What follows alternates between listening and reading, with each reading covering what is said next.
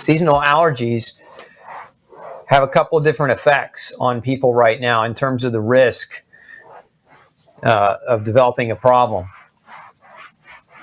One of them has to be, or happens to be, that seasonal allergies can create an immune overwhelm. So they can overwhelm your immune system when you're so busy fighting the pollen or the components from the external environment, from the plant world, releasing all of its good stuff right now. Then your immune system gets very, very busy dealing with all of those things. And so that creates a huge histamine burden. And this is where a lot of the symptoms come from. They come from that histamine burden. So the pollen and the other things, again, lead to a histamine burden, which is, in a sense, it's an immune distraction from your immune system having the capacity or the ability to fight the potential for a coronavirus infection. So it can increase your susceptibility. So high levels of allergies right now can actually increase your susceptibility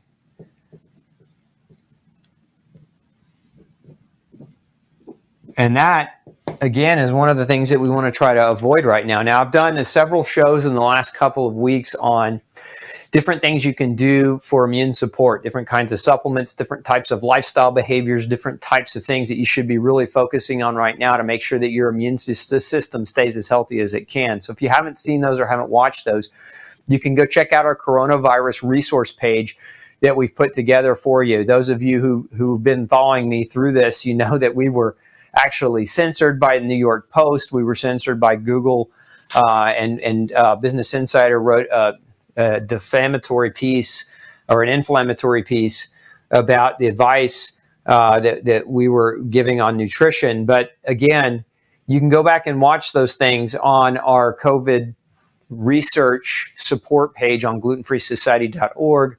We'll get that link up for you. But that's there for you. It can't be censored. We've invested in technology that doesn't allow for the powers that be to censor this information from you so you can still get it. But we don't want you to have an increased susceptibility right now. And unfortunately, it's allergy time. It's allergy season. And so if you struggle with the allergy season during the spring months, there are some things that you want to make sure that you're looking at potentially doing. And one of them that many people gravitate toward are the antihistamines. So, these are the medications, the over-the-counter medications like Benadryl, some of the other drugs that are sold as allergy medicines, your Singulaires, those types of things. So your allergy medicine family of medicines that are antihistamines, anti-leukotriene, or leukotriene antagonists, those drugs actually work in a number of different ways. But the antihistamines have actually been shown in animal studies to increase the risk for infection. Now, what's interesting, I did some research before presenting this topic for you. So, again, in animal studies, increasing the risk for infection, which is something we don't necessarily want. Now, you can't extrapolate animal studies directly to humans. Everybody knows that. But where do we begin learning this knowledge? Is we begin by studying animals first. So I looked for human studies that actually showed a correlation between antihistamine usage and immunosuppression in humans, and there weren't any. I couldn't find any research that had even studied this. Now, I did find this really, really big review on the effectiveness of antihistamines for colds and flus as well as for allergy season. And what I found in that review is that taking them or not taking them didn't improve outcomes symptomatically consistently in all studies. And what does that really mean? That means if you're going to take them and there's the potential that they increase your risk for infection, then maybe you want to reconsider the use of an antihistamine. But number two, here's something that we absolutely do know about antihistamines, and that's they can impact your sleep. So one of the things that they can do, and studies have actually supported this, that they can affect your random eye movement sleep. So your REM sleep is affected by the prolonged use of antihistamines. Now, I'm not talking about a single use. I'm not talking about a one-day use, but I'm talking about this is allergy season, so many of you are going to be on or have a history of being on antihistamines for a month or for 2 months to get yourself through this season. And I would just say during this time, taking medicines that can affect your capacity for deep restorative sleep might not be the best idea if you're trying to keep your immune system strong. It's one of the things we've been talking about the last few weeks, is that your sleep is one of the most important things that you have going for you in terms of your immune function. So antihistamines reduce REM sleep. They also impact digestion. They reduce digestion. And why is that important? Because digestion is where you get vitamins, minerals, nutrients from the foods that you eat. So if you're reducing stomach acid in the name of stopping histamine release to reduce the things like watery, teary, itchy eyes, congestion, and those types of things, but you're in the process, you're reducing your body's ability to absorb protein, to absorb zinc, to absorb some of the very critical and key nutrients that are necessary to support your immune system function. You know, again, long-term, not one-day use, but long-term, you could be setting yourself up for failure. So we got absorption. Again, some of the things that we know that stomach acid is necessary for protein, for zinc, for magnesium, other minerals like selenium and calcium, B vitamins like vitamin B12. When you're blocking the digestion through acid suppression, because that's what antihistamines do, they block histamine production, which is histamine is an important component to making and producing stomach acid. Then remember, I've talked about this before, the protein, the absorption of protein, making sure you're getting enough protein right now to support your immune function is very, very critical. So taking medicines that might inhibit that could be the wrong move for you if you're trying to keep your immune system strong. So you've got to be cautious if you're one who struggles from seasonal allergies, and this is your go-to. Right now my advice would be that's probably not the smartest move to keep your immune system strong. What can you do in lieu of this? So, like, what are some things that you can do to help support your immune system's ability? There's some of the things that I like to have people do during this time of the year is to give them nutrients that we know can help to stabilize. Let's make some room here. Nutrients that stabilize mast cell release. Now, mast cells are a specialized type of immune cells that release histamine.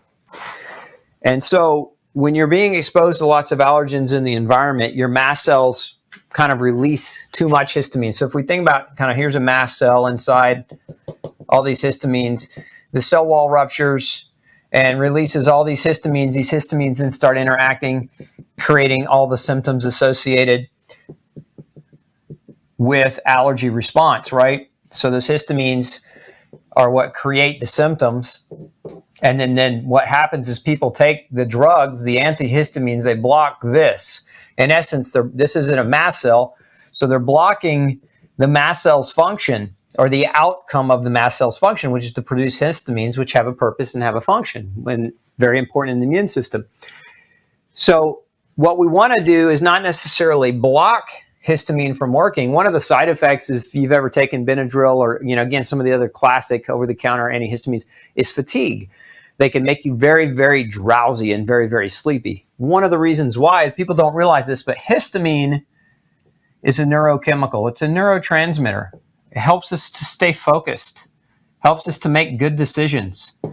It helps us to stay alert and awake. And so again, if we're suppressing our ability to stay alert, awake, and make good decisions, that's probably not the best idea right now. So what would we rather do? What I like to see people do instead is stabilize this membrane around the mast cell, fortify it to make it less apt to just break open, to make it break open super easy. So we want to stabilize the mast cell membrane. What kinds of things? Let's see here. I got the wrong location for that. Stabilize the membrane. What kinds of things can help to do that? Research-based, one of the things that we know helps to do that really well is a nutrient called quercetin. Quercetin, very, very effective at stabilizing mast cells. Other things that some people use medicinally and have used for hundreds of years, these are things that can be very, very effective for this, are nettle, bromelain is an ingredient. So these ingredients, and vitamin C is actually one of the most potent mast cell stabilizers in existence. So kind of a combination of these different things can be super helpful at reducing the capacity or stabilizing this membrane to such a great degree that you're not just making histamine every time you get minute exposure to an allergen, and that there's a much greater stability around that membrane, which means you're less symptomatic potentially, and that just by taking some things that help your immune system, help support your immune system function. So if you're not using, if you've never used these types of things, this is a nice combination of different agents. Now, I've seen some people drink nettle tea, eat more pineapple. That's a natural source of bromelain. Of course, there are a lot of natural sources of vitamin C and quercetin. Usually you find vitamin C and quercetin in the same places. One of my favorite formulations for this is actually something called HistaSist, which contains all these different agents together. And so it just basically, it helps support healthy histamine response as opposed to this exaggerated response that people suffer with generally when allergy season comes along. So again, these ingredients can be very, very helpful at stabilizing the mast cell membrane. And the great thing about taking things like this is they don't suppress digestion, they don't suppress your immune system, they don't suppress the neurotransmitter histamine, they don't suppress your body's ability to produce it to act as a cognitive agent for you to make good decisions. So these things don't come with the same side effect profile or the same side effect aspects that you might see with antihistamine over-the-counter, antihistamine medication. So in my opinion, much safer. And again, we're not suppressing the immune system. We're supporting the immune system with things that just help it work more accurately and work to its full capacity. So keeping it healthy, keeping it stable, to reduce the need for those over-the-counter allergy medications. And again, doing something like this, very effective. Now, I've talked about vitamin C, and you've probably read a lot of the stuff online, if you're following things online, where even in China right now, they're researching vitamin C as a treatment option for COVID-19. And there actually was one study where the preliminary results are looking quite good. You can actually look it up on clinicaltrials.gov, where they actually have that study published and posted on clinicaltrials.gov. Just type in vitamin C COVID, and you should be able to pull that early preliminary research data up, because what they're seeing is actually quite promising. So again, these are agents you can use to support your immune system from the overreactive histamine release that can occur during allergy season. I wanted to share that with you because, again, I don't want you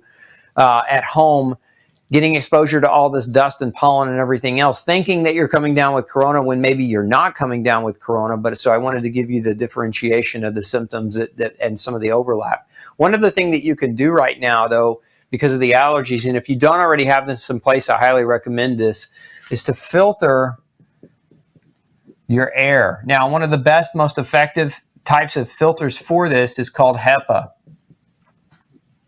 So if you don't already have HEPA air filtration in your home, coronavirus, allergies or not, it's something I recommend just because we live in a polluted world. And so we want to have control over the cleanliness of our air to the greatest degree that we can. And HEPA air filtration helps us to do that. So HEPA air filters can reduce the quantity of allergens that make it into your home that would create or excite your immune system to create a reaction that you might confuse as a coronavirus or vice versa. So filtering your air is also a very, very important component to this. Hey, don't forget to check out the rest of the series right here. Make sure you hit subscribe below. And as always, thanks for tuning in.